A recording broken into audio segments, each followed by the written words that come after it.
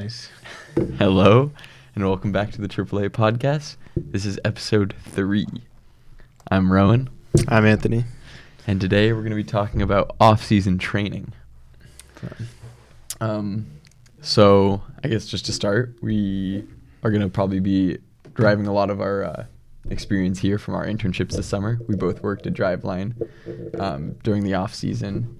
Anthony in the high-performance weight room and me in the physical therapy area. Yeah. So do we want to talk a little bit about our experiences, or do we just want to jump into off-season training thoughts? Let's just jump into it. Okay. I guess I'll just talk about like my first gripe with a lot of off-season training. I think a lot of people go into the off-season and they think they just have to like play their sport. For baseball, it's summer ball. I'm sure other sports have their own off-season variation. And while I think that's helpful for developing the skill side of things, I think there's a like strength side of things that can be really developed in the off-season, and I think that's what should be hammered more so than off-season training.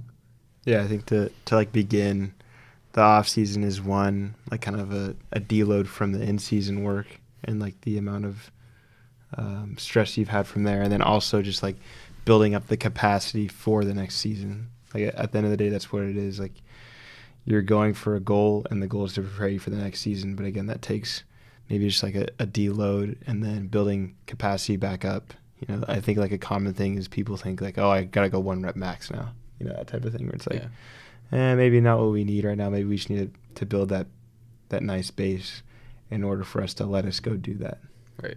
And from like the strength side of things, like you guys would build like a accumulation phase at the beginning of the off season, and then if an athlete was in facility for the whole summer, you guys would go into a strength phase, power phase, and then maybe add in another accumulation here or there if you thought they needed that. But I think like another side of things we saw is like guys who'd come just for the beginning of the off season. I don't think that's like the worst thing, but once again, like you said, it's like a really good time to deload. And I saw a lot of guys early on come for a couple weeks and do like a velo phase, like right at the beginning, like fresh out of season. And it's like your body has to rest. I mean, it's tired after a full season. So I don't really know if that's the most helpful thing to do. I really think it depends. Like if you're someone who didn't have a lot of innings or didn't play in a lot of games, didn't play a lot of minutes, then I think it's different because you haven't had that volume throughout the whole season, like, or the intensity. But like say for baseball reasons or any other sport, just say you logged a lot of minutes or you played a lot of time, you're a starter and you were a full game player. It's like you've already had all that volume from the season, so why go in the weight room and just add more volume in your capacity phase? Maybe it's just like taking it lighter on the volume side, like working on more mobility. Whereas like I feel like you can make the argument for someone who maybe needs to get ready for summer ball. They don't have a lot of velocity. It's like maybe they do need that velo phase to be able to pick it up before summer ball. So I think it's all dependent on the goal, and then from there, like you kind of make those decisions. Because again, like if you pitch 60 to 80 innings, if you played 70, 90 minutes, like you need that break from the volume. Mm-hmm. You know, you still need that accumulation, but it's probably not going to be as high as the intensity as you once were before.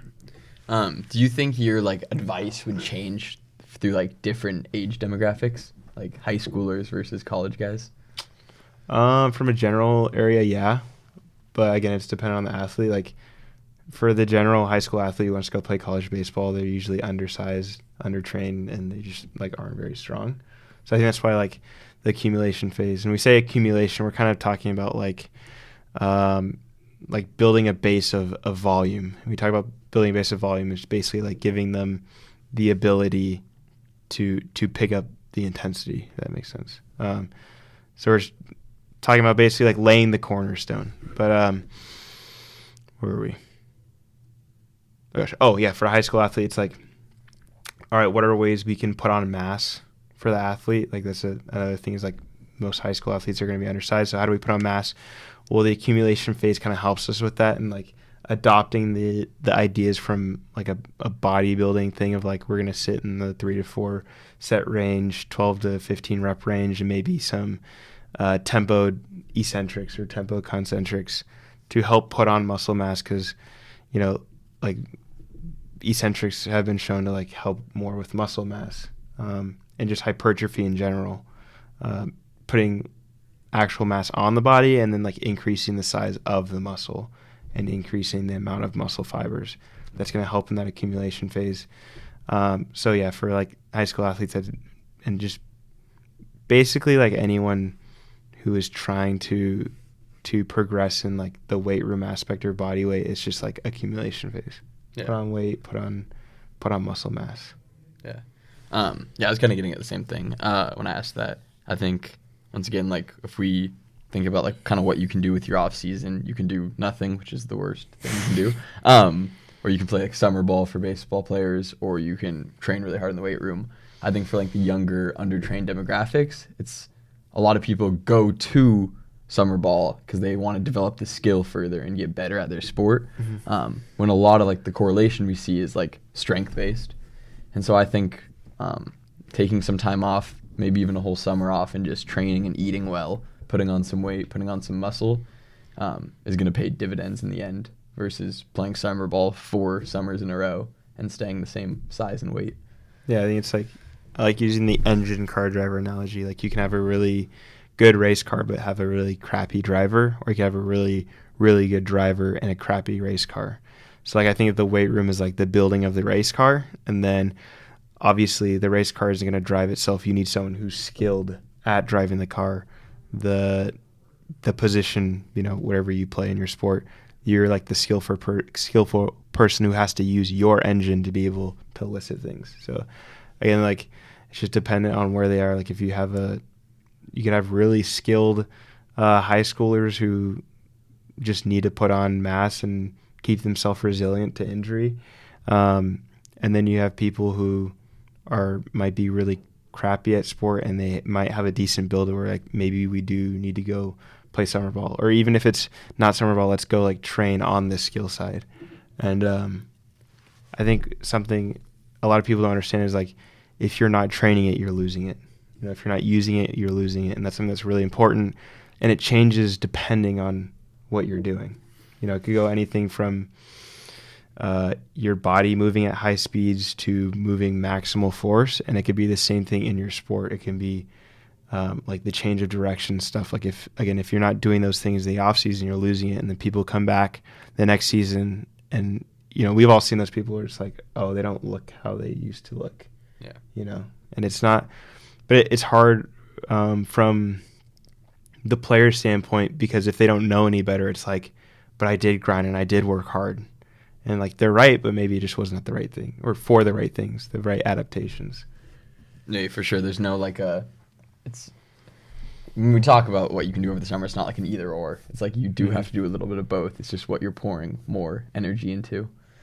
What would be like your advice for like someone who plays 2 sports and has back-to-back seasons and then goes into like a shortened off season because they have to get ready for their sport again? It's a good question. Like it really, really just depends on like who they are and what they need. Like let's say we have someone who's already has enough muscle mass and like at a good weight. I think it's just like you go into like mini phases, or I like more concurrent stuff lately. Concurrent is like you're doing a little bit of everything at one time, but you could put emphasis on certain things. It's kind of like what I did this off season. So it's like you're training speed, power, strength, and some accumulation work, but it's a little bit in one program rather than just like throwing all your eggs in one basket.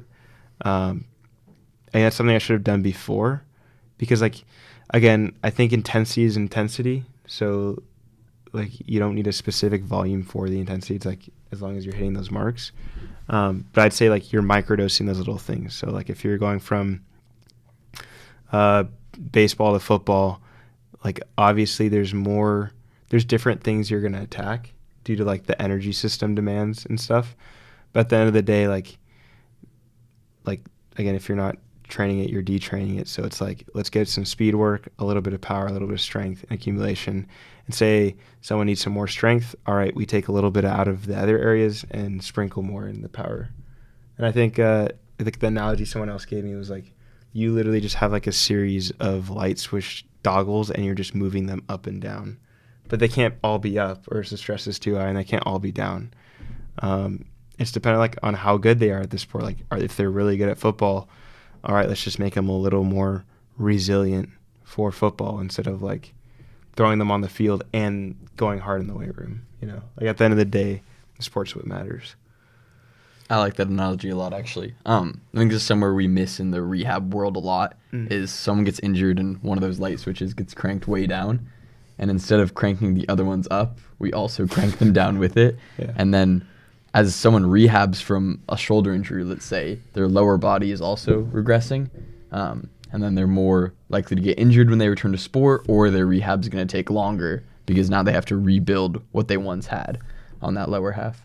I got a question for you on that. So rehabbing like from an injury, I think a lot of people, I wouldn't say are uneducated, maybe uneducated, just don't know about like the cross education. So like lifting on the good side when you're rehabbing like the non-well side.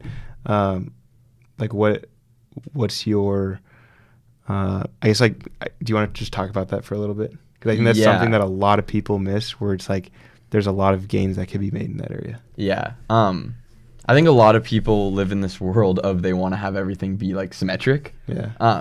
And I think for long-term health, that's important. But there's I don't want to say a lot of research, but there's, I think, pretty good understanding that like if you keep progressing one side of the body when another one's injured, that other side can catch up faster. Mm-hmm. I know we've talked about like bilateral versus unilateral movements, and how like on a squat, when you're doing the bilateral movement, the weaker leg has to compensate for the stronger leg. And so it'll catch up eventually. I think that's the same thing with like, let's say someone hurt their shoulder and we wanted them to do dumbbell bench.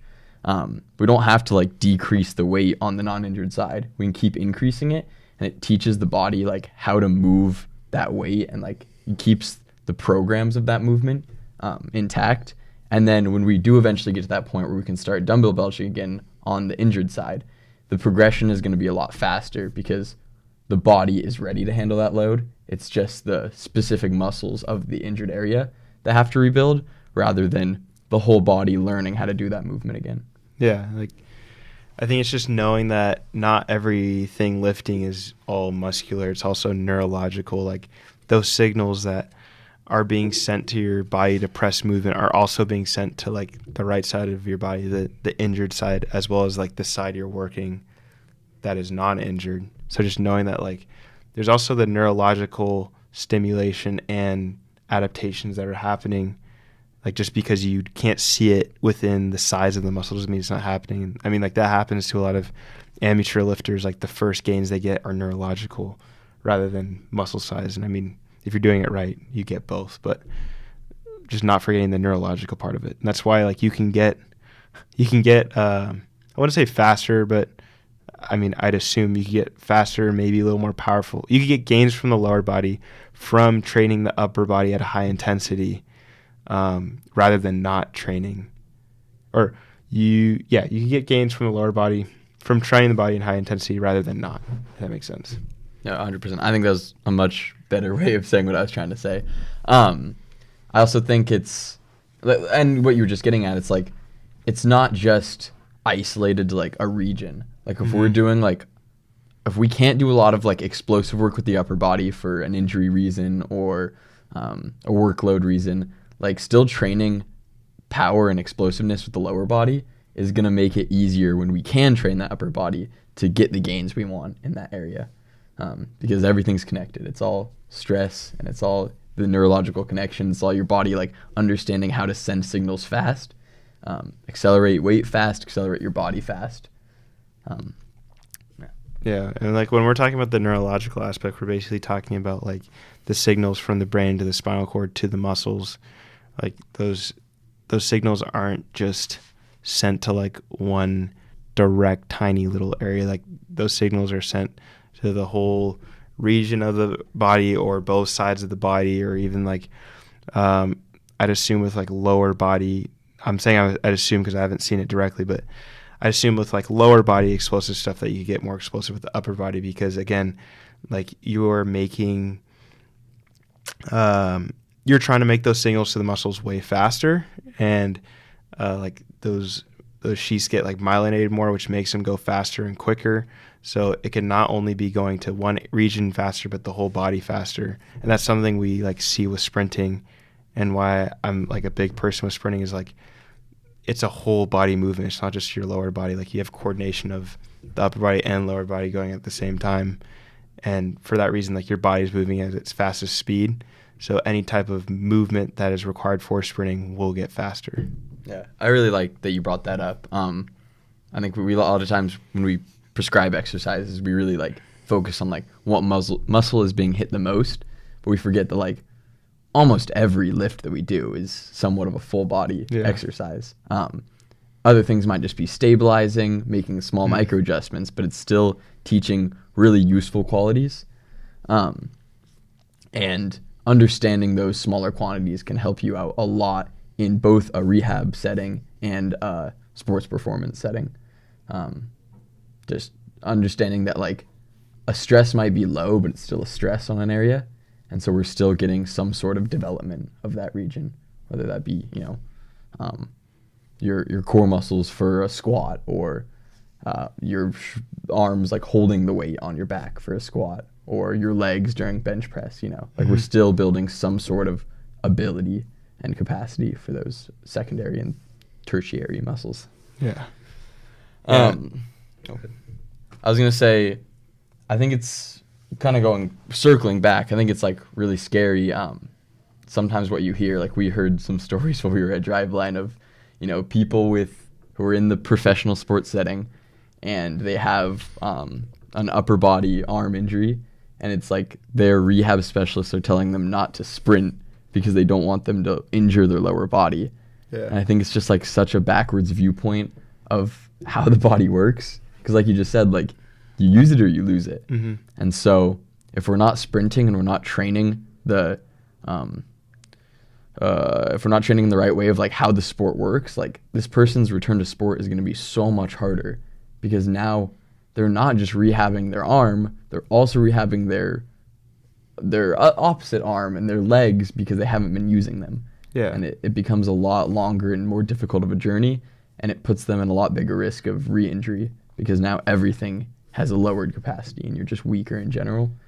And so your body has to figure out new movement strategies. Yeah, and with that, just like the amount of more specific to more like high intensity, like ballistic movements. So I'd say like sprinting, any type of throwing, where it's like it relies on intensity. Like the time you take away in the off season is the time you need to on-ramp back up, So it's like, I think that's why taking like no throwing throughout the off season is getting more like unpopular, because if you take a month off, well, it's like you got to ramp up for a month, stuff like that. Same thing with sprinting. It's like if you take a month off, you got to take a month to ramp back up, because it's not just like, oh, give me a week and I'll be back up. Like that's not how it works. Yeah. That again, if you're not using it, you're losing it. And so I think there's ways to, again, it's the same thing like on the opposite of sport. It's like, let's just keep the volume at a moderate amount, intensity really low, and then we can kind of switch up the dials and change it as we get closer to the sport. Because if we spend too much time not doing it, then we detrain, we lose it. It's more time we have to ramp back up. And again, like it's important to keep all these little qualities sprinkled in there, rather than just like, I'm going to go bodybuild, or I'm going to only go play the sport, or I'm going to go sit home and like play Fortnite. Yeah. I think I know like we're mainly talking about off season here, but I think it's like important to bring up like this is why we still lift while we're in season. Mm-hmm. We're just cranking those light switches down a little bit because we're getting a lot more volume on the sports side of things, but it's still really important to keep the to keep your capacities up in the weight room doing like functional movements. Mm-hmm. Like you're probably hitting the explosive side during your sport, Right. but just the overall like strength and just like muscle hypertrophy area, you need to keep that up in the weight room, and you're gonna have a little bit of atrophy over the course of the season, both on like the eating side of things. Like it's hard to get enough calories in during season when you have school and practice. Yeah. But also just like you're not lifting as heavy because you have to save yourself for practices and games. So you're going to have a little bit of regression, but it's about like minimizing that regression so that when you go into the off season, you're at a place where you can exceed where you were the previous off season rather than just taking the whole summer to rebuild to where you were. Yeah. And I think it's also just about like going back to the muscle mass and body weight. It's like those two coincide with each other. Like putting on muscle mass, like you need to eat more to do that, and to put on body weight, like you kind of muscle mass helps in that area because of hypertrophy, because of you're getting more muscle fibers rather than strength. It's more neurological. So yeah, you might have some weight gain, but it's mostly neurological rather than the actual hypertrophy or growing of the muscle. Yeah. Okay, so you mentioned you're into the concurrent training right now. For like off-season training. Yeah. What are some like other ideologies that you've tried out? What do you think about them, and in what situations might you prescribe them to somebody else? So there's concurrent training, and then you can just do like kind of like block training where it's just accumulation, only strength, only power. So that would look like literally just like bodybuilding, powerlifting, and then athletic ballistic movements. And obviously it's the same thing, high volume, moderate intensity, and at the end we get high intensity, low volume. And then I guess we've tried hypertrophy clusters. That's another way to like really build up accumulation and get capacity. Just a lot of tissue tolerance. And we talk about injuries, and it's like, why do injuries happen? It's when the applied force is higher than the tissue tolerance. So when we're playing sports, we can't really decrease the applied force unless there's something wrong with the actual like skeleton of the human being, but we can increase the tissue tolerance. So like, again, those areas we're focusing on accumulation capacity, that's when we're working on tissue tolerance, literally by like building more muscle fibers. And then I know there's like ideologies of let's only train what your lowest hanging fruit is. So if someone is really strong, really powerful, and all they need is to get faster, then like let's have their training only be them getting faster at the off season. So I've heard that. And then like some people are just like functional people, like functional training people. I don't like using that word, but that's what people know it as. So I'm going to use the term functional training to benefit the crowd. But like just working on human movements, and not really, I guess, caring about the periodization. When I say periodization, I mean basically long-term planning. Kind of just like going through basic movements, like, for instance, just dumbbell rows and walking lunges, and I guess the typical like LA Fitness mom workout, just to become more resilient. But again, like it's depending on what your goals are and where you're at. But at the end of the day, I think every athlete needs some type of level of accumulation capacity, just because, again, if we want to stay resilient, it's also dependent on how much tissue tolerance we have.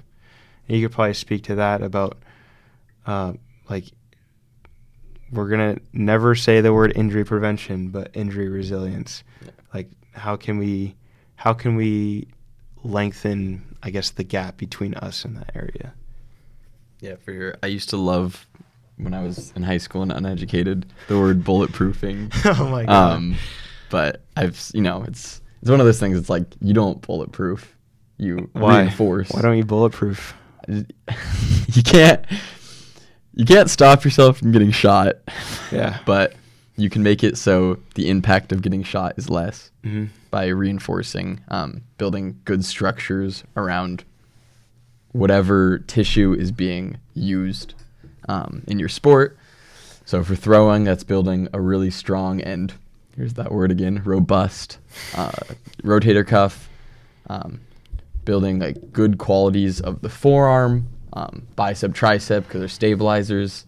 And then also on the other side of things, like I've been seeing this a lot more lately, like knee problems with baseball players. I think that comes from a focus on we need to only train upper body and and then sorry, I kind of lost my train of thought. We've been seeing. I think I know where you're going with that. Yeah, where it's like they just never transition to the intensity of the sport. Yeah, which is like we're talking about tissue tolerance right now, but at the end of the day, you also like your tendons need to be ready for the intensity of the sport. Yeah, right. So it's like that's why Arnold Schwarzenegger would probably fuck up his knees too if he went out on the baseball field or the basketball court. Or why like a lot of people when they go to LA Fitness, it's like they are drained after playing basketball when all they've been doing is lifting weights. But yeah, carry on with it. No, that's kind of where I was going with that. But yeah, so you don't really prevent injury. You build up the structures around a point to keep it, to reduce your chances of getting injured. And then, obviously, if an injury does happen, you have a lot of training capacity that you've built up to where now after the injury happens, when you capacity gets decreased, you have a higher point to work from than from zero. So. Right. It's like if you don't do anything, then that's just more time you have to build back up. But I think to understand, I really like using these analogies, but to understand the injury and applied force and tissue tolerance, I know some people might understand that. Here's a scenario. So we live in Parkland, Washington.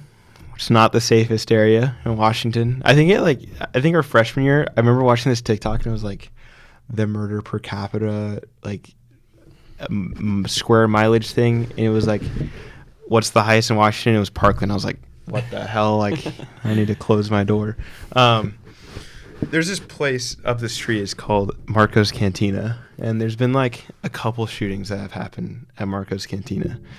Now, like, I feel like sometimes it's the same people who like start this stuff. And it could be like the same people who get shot. Either way, like, I don't know why people keep returning.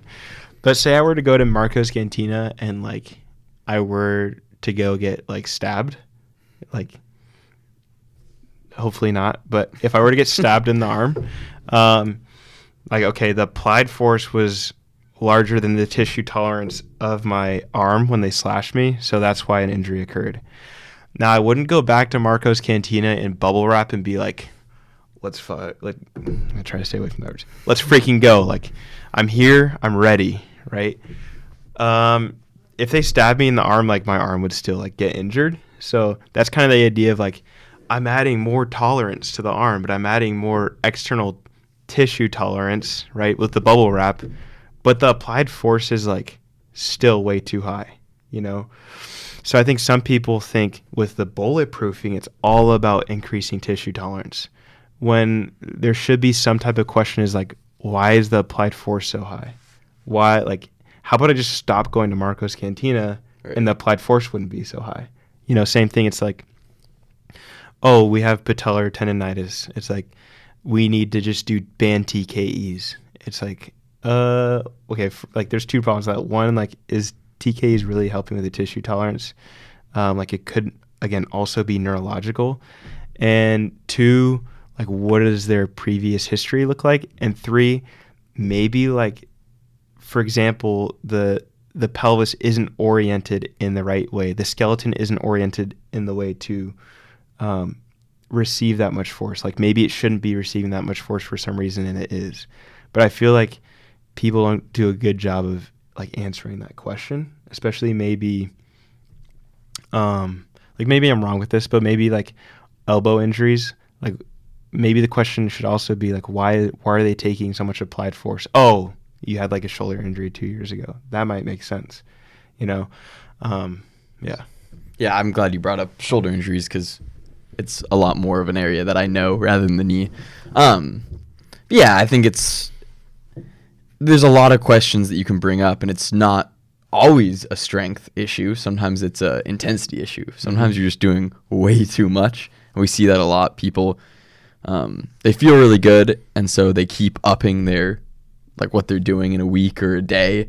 And then eventually you're just getting closer and closer to your capacity ceiling, and you break through it one day and an injury happens, and that sucks, but it's kind of your own doing. So I think, like, shoulder problems throwing, like, I think people just not understanding the intensity levels. Some people like to just pick up balls and just rip them. And that might be okay for a week. Your body might be fine and you might feel really good and feel like you're making a lot of progress.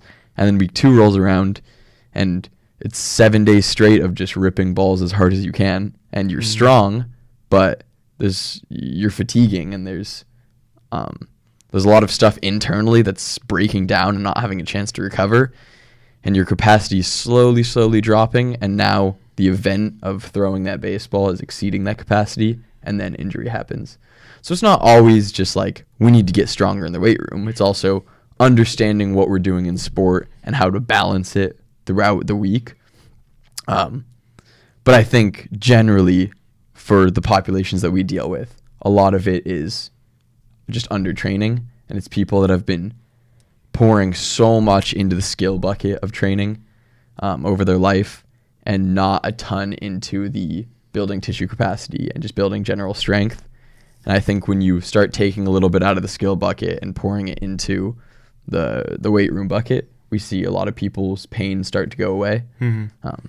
I think that's kind of the important thing to understand, is like it's not one or the other. It's a little bit of both, and for every person it's somewhere along that spectrum. Like we were saying, like the light switches. For some people you might be cranking one light switch all the way up. For another person, all of them might be going up just a little bit, or one might be dropping a tiny bit. But it's understanding where a person's at to understand where they need to go. Yeah, and I think like there's both undertraining and overtraining, and they both happen. And like the undertraining crowd, it's kind of like that, what is it, the bell curve? Like you have the people on one and the other, and they're like, but they're both stupid. With the sense, it's like we have this crowd, and it's like, I don't want to lift because I don't want to get hurt, and I'm already good enough. And what other excuses would these people have? I don't want to change anything. I don't want to become too stiff. I don't want to gain weight and become slower. Yeah, stuff like that. And then you have these people who are like, yeah, give it all to me. I'm going to do everything. I'm a grinder. You know, like I actually used to be this. It's like the football mindset. I'm going to go hard in everything and anything because I'm going to become more resilient. When at the end, it's like the people are in the middle are the ones who are getting the most benefit. Yeah. You know, it's like if you look at the AC ratio graph, and you can look this up if you want. Basically, it looks kind of like almost like an inverted U-shaped thing. It's like, or it kind of goes like that, maybe. I don't know. You know what I mean? But like, if you're undertrained, there's a high risk for injury, and if you're overtrained, there's a high risk for injury. So it's like both people are like kind of the same person at the end of the day. Like there's an optimal area for where you can be. And AC means acute chronic ratio. There's again, so like the people on the left would be the LA Fitness crowd who like goes and plays basketball for 3 hours once every 3 weeks, and then their like knees hurt and they can't sit on the toilet and whatnot. And then you have this crowd where it's like, I play basketball every day for 3 hours. It's like they're both kind of the same person on the injury, like on the injury side, where it's like you guys are both like the same person, you know. And again, like the people I would say on the left who are very undertrained are like, yeah, I want to be careful because I don't want to injure myself. It's like you're saying you don't want to do high intensity stuff, but your sport relies on high intensity. So you not exposing your body to it is just like increasing that risk for injury. You know, especially with like sprinting. Okay, if you're max speed sprinting in your sport, let's say like 1 to 3 times. Like let's be very like small on it. It's like if you're not touching those maximal capacities of if you're not touching the capacity of max speed sprints, it's like now your hamstrings aren't used to that intensity and stimulus, and now like you're more likely to get injured from that than if you weren't to do sprints at all. Like that's an example. Not only that, but now you're losing your max speed capability because the detraining which means like you start to lose max speed performance within 3 to 5 days. I think it's 3 plus or minus 5 days. So within a week, so it could be easy to say that like if you're not max speed sprinting at least one time a week or getting close to it, then you're going to be losing that max speed capability, and you could probably talk about, again, like we go back to the physical therapy example of like, all right, they're not letting this dude sprint maybe because of an upper extremity injury, and they're thinking like we don't want to like hurt his hamstrings, but at the end of the day, like max speed sprinting is making him more resilient to injury, Yeah. No, you hit it on the nail there. It's going out and sprinting isn't inherently dangerous. It's going out and sprinting when you've sprinted the 5 days before, or going out and sprinting if you haven't sprinted in a month. Yeah. Everything we do is, we've been explaining with these light switches, like on a spectrum, and it can't be on the polar sides, because that's when you're at risk for injury. But when you're in the middle and you've been on-ramping and you've been training at very moderate levels, everything is generally safe. I mean, that's why you see guys in the MLB who can go throw 100 pitches, once a week, and they make it a whole season. And yeah, it might not be good for your arm, but they're not getting injured. But you see workhorse guys that, get thrown out multiple times a week, relievers. It's like that's a whole different ball game, because now we're accumulating fatigue multiple days in a row versus just one day. I think just people tend to not really understand the fatigue levels of things. And you can play around with volume and intensity, and those are kind of the things we move around a lot. And the people that crank up volume and intensity together are the people that are putting themselves at most risk for injury. And I even not only cranking up volume intensity, but cranking up volume intensity on both sides, both in the skill and in the weight room with whatever you're, like trying to develop. That's just, again, you're hitting on the overtraining side, which is kind of where like the art of what we do comes in. Like we're able to be able to manipulate, okay, like where are you at in the skill? Like, okay, I see. Like where are you at in the weight room? All right. And it's like we give you the program based off those needs. But I feel like a lot of people just think that like, oh, I can just copy what this bodybuilder guy is doing on TikTok. It's like, well, that bodybuilder guy isn't an athlete, and that's what he's training for. Like weightlifting in itself is a skill, so they're training for the skill. Like I showed you the Bulgarian method thing. Like these dudes have 9. Like I swear to God, look up Bulgarian training method. These guys had 9 training sessions in a day, and like doing 10 to 12 sets of like 2 to 5 at some really high intensities. Like, but that was their skill. That's what they're training for. The people on TikTok who that's all they do. It's like they're not training for a sport. So yeah, they can throw all their eggs in the bucket of lift heavy, lift a lot. But it's like that's where the science comes in is like, how can we dictate these volumes so that we stay in that optimal range in the green zone? Yeah, you hit the nail on the head there.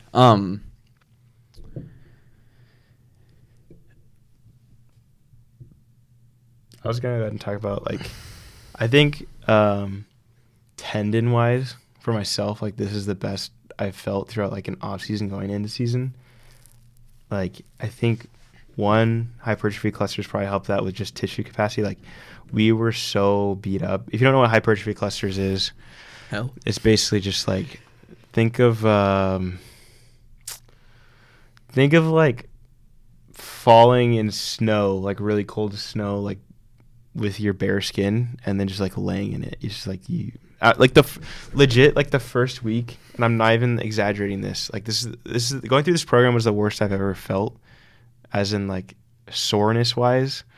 It was worse than CrossFit, which I didn't think it'd get worse than. But the first week, it was 4 sets of 25 curls, and I could not straighten my arms. Like I swear to God, like I would like stretch and like do stuff, and it just like 5 minutes later would just like go back to its shortened position. Like I literally couldn't extend my arms, and then I remember like I'd go to sleep and I couldn't like straighten my arms like this because it would just hurt too much, and I'd wake up in the middle of the night. So I had to like somehow like keep them like curled up. But basically, hypertrophy clusters, you cut the reps in half, double the sets. So the typical hypertrophy protocol is 4 sets of 10. Basically, Jake Tour has his method where it's 8 sets of 5. And so you progress through the program. The first phase is like 8 sets of 5, depending on your lifts. And then it's like, was it 10 sets of 3? Yeah. Yeah, and then 12 sets of 2. Yeah, 12 sets of 2, something like that. So you guys, no, it was 10 sets of 4. I think it all equals 40. Okay. Yeah. And then 12 sets of 3, around 40. And so basically you're just like, you're going berserk on the volume and intensity side. Like at the end of the day, like the accumulation of muscle mass is all metabolic, which means it's just depending how the energy systems in the body are being used. And so basically like we're getting the same thing as the 4 sets of 10, except we're just going faster at higher intensities, and we got pretty beat up. And basically where I'm getting at this is we like increased our volume so much, we built such a big base that like anything above that felt a lot easier. Like I wasn't sore from the strength stuff. I wasn't really sore from the high output stuff, which is like the machine work stuff. The power and sprinting like came so much easier because everything before that was like way, way harder, you know, and like apply that the way you want. But where I'm getting at this is like I had so much tolerance that like I was like unstoppable. I'm not going to say bulletproof, but I was more resilient. And so I think that not only, and I'm going to go off the rails right now because I forgot about this earlier and I wanted to bring this up.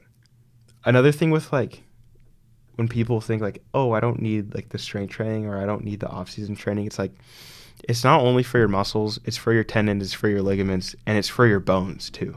You know? Like we have to think about, like maybe you play a sport that's high in cardio or anaerobic fitness or aerobic fitness. You still have to have like some type of bone density to make you more resilient to bone fractures and stresses. So it's like, and we know that like strength training helps with bone mineral density and just making your bones more stronger, right? Because muscles pull on bones and they pull in different directions. So the more variability of like, what is it called? Like not collagen strands, but like basically like the lines of inside your bones. Lines of pull. Yeah, lines of pull in your bones. They are more variable in different directions. If you think about it, like if my fingers are like this, right, and I only have 2 lines of pull, which are to my left and my right, this is very permeable. Like you could probably pour water through my fingers. But if I start to dictate like different directions and they go diagonal and some go this way and that way, like this is way less permeable because there's more directions of pull and whatnot. So like when we talk about like bone fractures and stuff, like we're also training that when we're doing strength training. And then when we talk about tendon health, like slow eccentrics, training at maximal strength, help with that tendon resiliency. Again, like there's still an intensity factor, but at the end of the day, like we're also training those other things. It's not just about muscles get big, build mass. It's also like, can we help our bones out, tendons out, ligaments out? Can we get some more mobility? Looks like you want to speak on it. Yeah, well, I was just going to, like, that's why we talk about, like, these 3 phases of training, is because you're, like, training all the different components, muscle, tendon, bone. And it's why, like, what we were talking about earlier, like, some bodybuilder, like, yeah, they're strong, but they can't just go out and, like, play a sport usually. It's like they can't handle those forces because, you know, Arnold Schwarzenegger can curl, 150 pounds? I don't know if that's true, but it's like, can he throw a ball 90 miles an hour? Like, his biceps and his triceps are strong, but it's like, can his tendon handle the force of throwing a ball 90 miles an hour? I think that's where people get lost, is they see these guys that are big and strong, and they're told by their coaches that they need to be big and strong to play, and they make this correlation of like, oh, if I just go do bodybuilder stuff, like, I'm going to play better. Yeah. But it's not that simple. It's not teaching the aspects of moving fast, braking fast, changing directions. You're just building mass, which is great for 1/3 of being an athlete, and you got to build those other components as well. Yeah, you think about, like, because we can think of athletes in 2 different ways. I think it's important. You can think of athlete as the person on your team who is really good at the skill, but like doesn't look the part. So like think of like Jokic, like the dad bod basketball players who are like, he's an athlete, you know? Or we think of athletes of like the opposite of like the crazy like weight room people who are like contortion their body in weird positions. I don't know, do you have an example of that? Like I know like people say like Shaq, like he was like just a big dude, like the way his body was structured, like he wasn't the greatest at the skill part, but the way his structure and his body functioned, he was also an athlete. So we have these like two spectrums of athletes, and really understanding like where you're at and like where you need to go.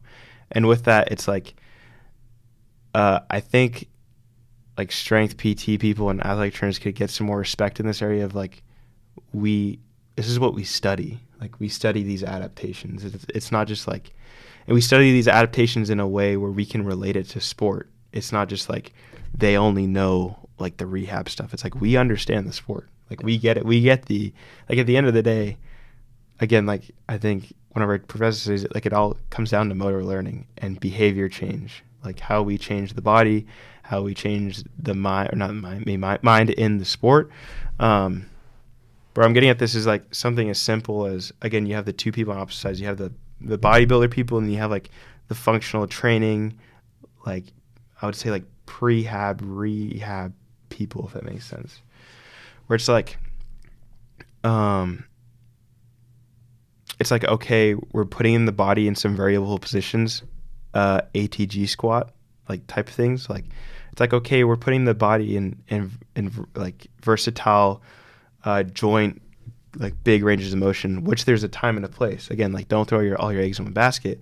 But at the same time, it's like, how can we load up these tendons to be more resilient? And it's not through the ATG squat, because at the end of the day, like muscles pull on tendons. So the more you load up that muscle, the more you're going to load up that tendon and make it more stronger. You know, just because like the knee is going more over the toe and you could see the patellar tendon more doesn't mean like you're necessarily training it, which is just goes to the fact that like just because it looks like it's doing something doesn't mean it's actually doing it.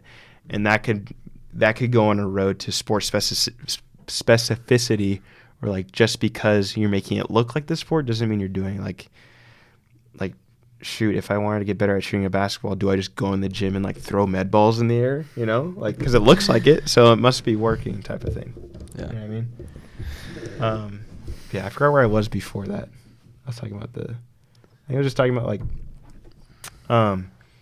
if you want if you want the adaptations of sport, which is like high rate of force development, right, power, that what you're asking of your muscles and tendons is way different from what you're doing in the weight room. And there's specific adaptations for that. It's not just like me being strong in the weight room is going to lead to me being powerful on the field, because in the weight room, you're asking your muscle to contract in like, let's say 0.75 to 1 second when you're pulling that max deadlift, whereas on the field, it's like 0.2 seconds, like 0.3 second ground contact times when we're sprinting, stuff like that. And that's a different stress to the body. Those two things aren't the same. One can help the other a little bit, like build a bigger base, but at the end of the day, like because your body is being stressed differently in the sport, it's going to have different demands, and that changes per sport. Some sports have more change of direction. Some have more deceleration. Think of like basketball. Like you decelerate so much, like catching yourself in multiple jumps. Thinking of something like soccer, where there's a lot of change of direction. There's a lot of acceleration. There's a lot of deceleration. There's just like every sport has something different, and that's maybe why we see like some athletes are able to compete in one sport and not the other, and some athletes are really good at competing in a variety of different sports. Like we have a football and baseball player on our team where it's like that dude can go play basketball, you go play football, you go play baseball, he could do anything. It's just like he's been exposed to so many different we get like nitty and gritty and like different lines of pull and different stresses and different contortions of the body. Like that stuff's important too. Again, it's not only training the body to be fast, but now let's train it fast in different in different areas. You know, you think about something as simple as the ankle. It doesn't only go up and down. Like, you go left, right, off the toe, off the heel. There's like a specific art and science that goes into this stuff. Yeah. I think this is like a good point. Like, we talk about all this to someone like sitting at home. It's like, what training should I do? Like, it's all confusing because it's like you don't really have the tools to track, you know, like what your low hanging fruit is. Yeah. And I want to give a shout out to like Driveline here. Like, that's what they're so good at. That's like what makes them so special, is that they have these technologies and these tests that they're not like super complex really in nature, but they're good at understanding like where an athlete's shortcomings are, because everybody's built different. Everybody has different training experiences in the past, and everyone has different genetics that contribute to what they can and can't do. And so not everybody should necessarily have like the same training protocol. It might look like decently similar, but if I go to Driveline and I have a good, you know, mid-thigh symmetric pull, but I can't jump at all, it's like that tells me something very specific about like what my body can and can't do. It's like, I can produce a lot of force, but can I produce that force quickly? And then on the other side of things, like, can I decelerate from producing that force, which is like the landing of a jump or the RSI jumps where you're just springing over and over again. My muscles might be healthy, but can my tendons like react to what my muscles are doing as well? Yeah, and I think, again, this is still talking about off-season training, because when we think about off-season training, I think the most important thing is, what's my lowest hanging fruit? And not only that, but what's the lowest hanging fruit that affects my sport the most, that will affect me playing better, if that makes sense. So, like, you can have like a laundry list of low-hanging fruit, which is basically just like stuff that you would have a high return on investment on. But like, which ones should I choose that will affect my performance the most, and how should I attack those? And the cool thing about Driveline is there's no guessing. It's not like, because you could have the coaches I watch you do your sport, and he could be like, oh yeah, you're leaking energy through the right side. It's like, okay, thanks. Like, how do I fix that? Oh, I don't know.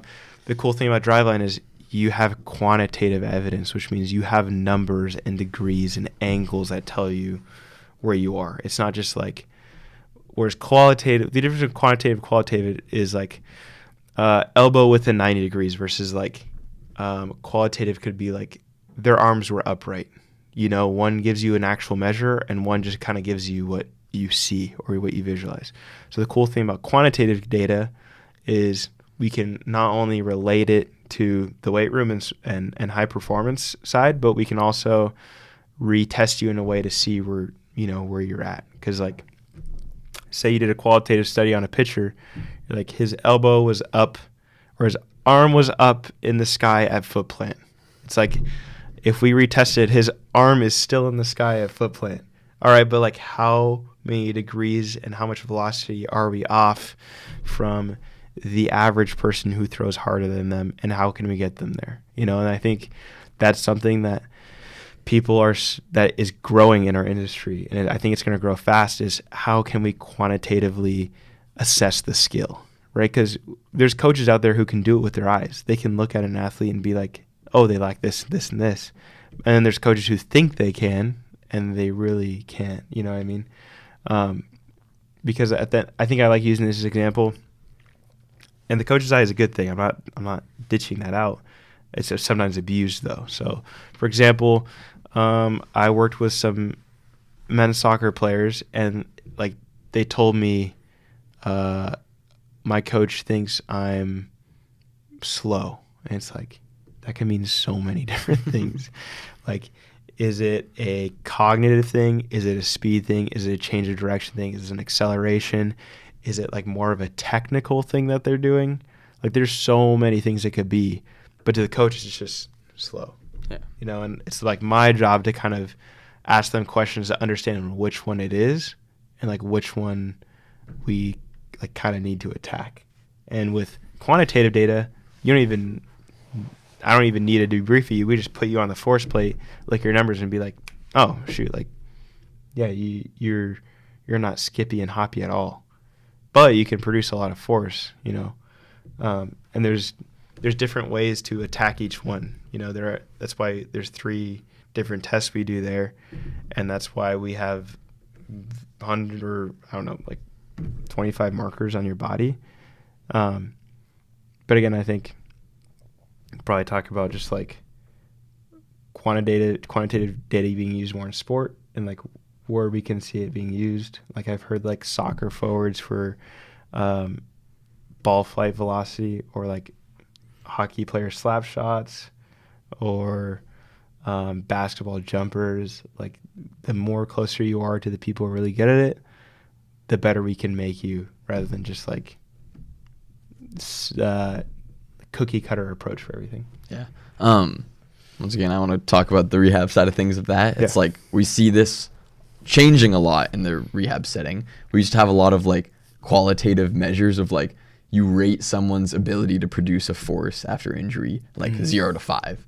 And it's like, am I really that good at I can determine if someone has maybe like a torn ligament or something by how well they can push, or like a torn tendon. But like as we start to recover and we start to heal, like can I really tell 40 pounds of force being produced versus 60 pounds?